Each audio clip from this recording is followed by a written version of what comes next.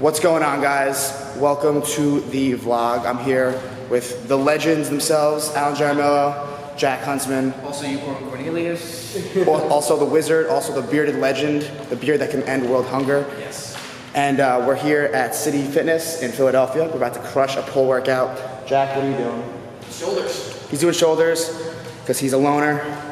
Just kidding. Nah. That's totally messed up. No, we're doing pull workout. We're gonna do some back biceps. We might do some triceps, rear delts. We'll take you guys along the way, make a sick edit out of it. Let's freaking go.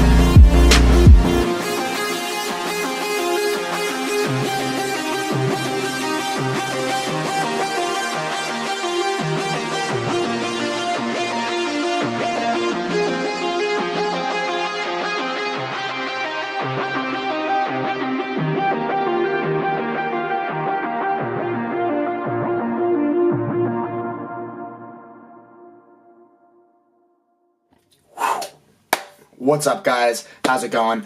So, I hope you guys enjoyed that little edit I made for you. And now we're going to jump into the meat and potatoes of this vlog, which is top 3 reasons why you are not losing weight on your diet. So, reason number 1 why you're not losing weight on your diet is because you are not tracking your food properly.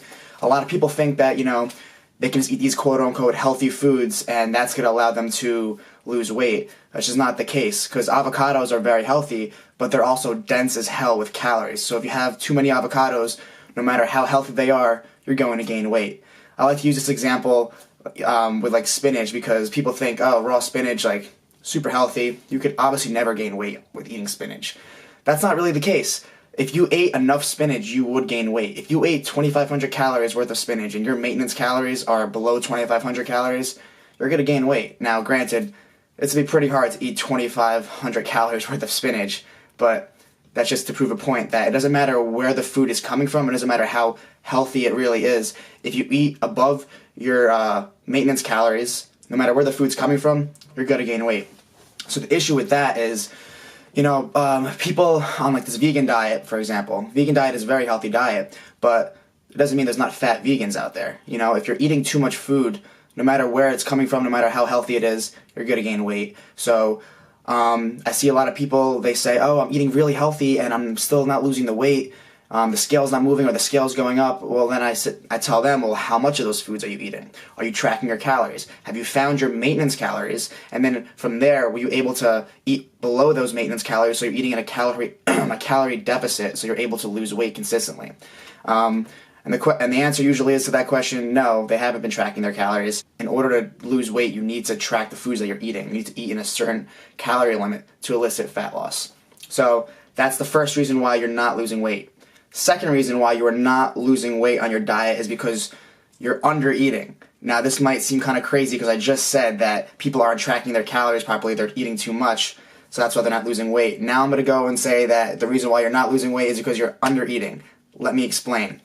So when you go on a diet, your body is you're in a calorie deficit and your body's burning through fat, and when you're in a diet for a long period of time, in a low-calorie diet, your body's leptin levels start to drop. And leptin is a hormone that is produced by the fat cells in your body. And this hormone regulates your appetite, it regulates your energy, and it regulates your metabolism. So when you're low in leptin, your metabolism drops, which means you don't burn as many calories. Which means you hold on to fat a lot easier. Also, when your leptin levels are low, you don't have a lot of energy. You don't want to move around that much. So as you can see, that is a recipe for disaster, because if you're trying to lose weight and you're holding on to fat more, your metabolism is slow, and you don't have a lot of energy to move around and burn calories, oh my god, that's the worst thing you want to happen on a diet. The reason why this happens is because your body is excellent at survival. The human body is evolved over thousands of years to be an apex on this planet. We are very good at surviving. So when you're eating these low calories, your body does not care about your dreams of getting a six-pack abs and looking really good in that bikini. Your body knows one thing, and that is to keep your ass alive. So if you are eating really low calories, your body is not like, oh, we're getting shredded for summer. It's no. Your body's like, all right, we're not getting enough food. We are in a life and death situation. We're in a famine right now. There's no food around. We need to slow down our metabolism so we're burning less calories. So we need to hold on to energy, and we need to make sure that this human, stops moving so we can conserve energy. That's why when leptin drops, your body starts to slow down, you have loss of energy, your appetite spikes up because your body's like, we need to get food, we need to eat food and conserve energy, and slows down your metabolism. This is horrible for anyone that wants to lose weight. You don't want to lose energy, you don't want your metabolism to drop, you don't want to hold on to fat, and you don't want to be hungry all the time. So how do we combat this? How do we trick our body into getting our metabolism going again and start burning fat and getting more energy?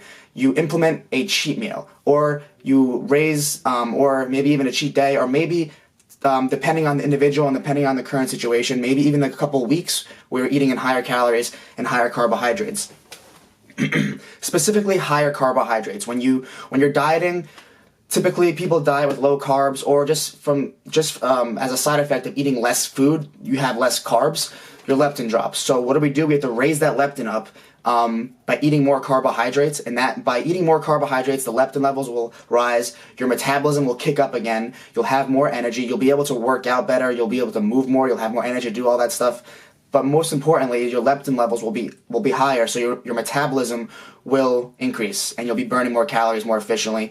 So depending on the individual, I would either recommend having like a cheat day, maybe one cheat meal with high carbs, or if you've been dieting for a really long time and it's really a grueling diet and you haven't seen any changes in your body and the scale's kind of been the same, or maybe the scale's even risen, I would recommend you go on what's called a recomp, and you eat around maintenance calories with a good amount of carbohydrates, high carbohydrates, for an extended period of time, like 2, 3, maybe even a month. 3 weeks to a month is probably ideal for anyone who's been in a diet for a very long time and their metabolism is screwed. I'd recommend going on a nice recomp with higher carbohydrates, higher calories for about a month, 3 weeks to a month.